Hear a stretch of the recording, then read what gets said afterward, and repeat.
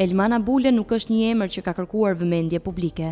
Për vite me radhë ai ka operuar larg skenës mediatike në sektor si skrapi, metalet, energjia dhe ndërtimi.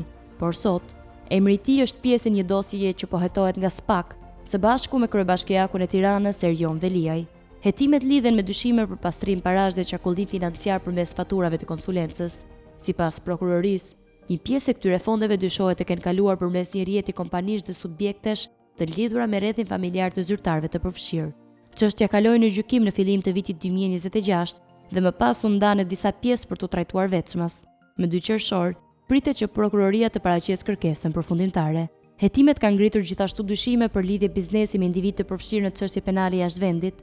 Ekspertë ekonomistë theksojnë se sektorët si ndërtimi dhe licencimi publik janë të ekspozuar ndaj ndërturjes interesave private me vendimarrjen institucionale. Sipas tyre, ndërtimi në Shqipëri ka një peshë shumë të lartë në ekonomi dhe shpesh bëhet edhe terren ku ndërturen kapitalet e ligjshme dhe të dyshimta.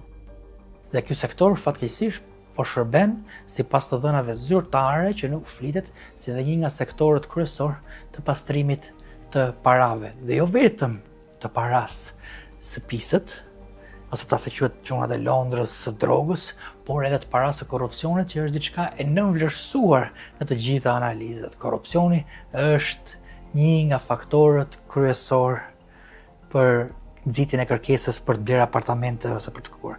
Sipas të gjitha studimeve rezulton që edhe pas këta personat që marrin këto lejet, licencat, bëjnë 2 punë.